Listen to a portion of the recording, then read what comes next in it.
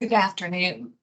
Today we are going to do a quick run through of using the medical authorization form. The first step is actually finding the form. So you would go into UKG under myself, my company, and electronic forms. And if you go under the section supervisor and administrative forms, you will find a medical authorization form. It will download automatically.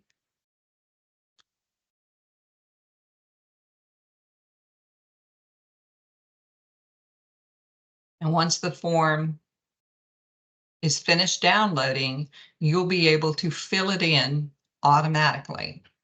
So of course, the first thing that we're going to do is pick our location.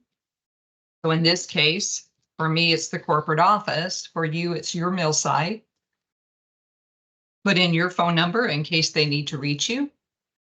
And who am I sending to the doctor?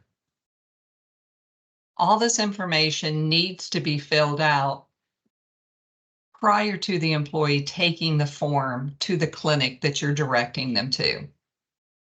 And you could put their employee ID number or their social if you wanted to. I don't think there's any problem with leaving that section blank.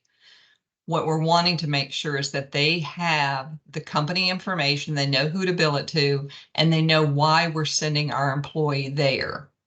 So in this case, I'm going to pretend that Phyllis is a truck driver, and I would just check DOT renewal. So any clinic that they go to that does DOT physicals, they're going to know everything that is required to do the DOT renewal. So, and we have this extra line here checked that says, as required by the Federal Motor Carrier Safety Regulations. You know, if you check that, that's great. If you didn't check it, they should still do the DOT renewal, but we're showing best practices.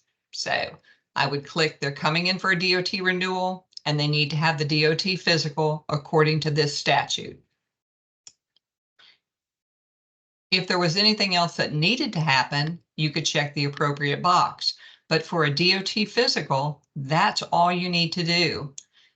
The employee, the person taking the form, signs it. That's basically just their acknowledgement that they're agreeing to this.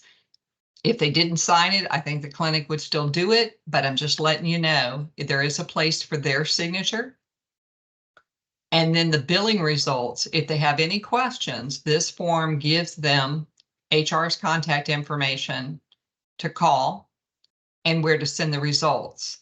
This ensures that we capture all of the data that we are required by law to capture for the FMCSA on an annual basis. So that's just one simple example. I would turn around after I'm done with this form. I would print it out and I would give it to the employee to take to the clinic with them. That assures that if there's any questions about billing or where to send results, they have the information to follow up with HR. What's really important at your site is this information and why they're going. If they were going for a reasonable cause drug test, you would fill it out, check that box. And a non-DOT. If you wanted alcohol, blood alcohol testing or alcohol. Again, if you had reasonable suspicion to believe that this person was under the influence of drugs or alcohol in the workplace, and you wanted to do a reasonable suspicion or reasonable cause testing, those would be the two sections you would want to check after filling out the top. Okay. If there's anything to the form that you believe we need to change, or you'd like to see added, please send those suggestions to me or John Craig, and we will definitely take care of that for you. We appreciate your help and your attention to this matter.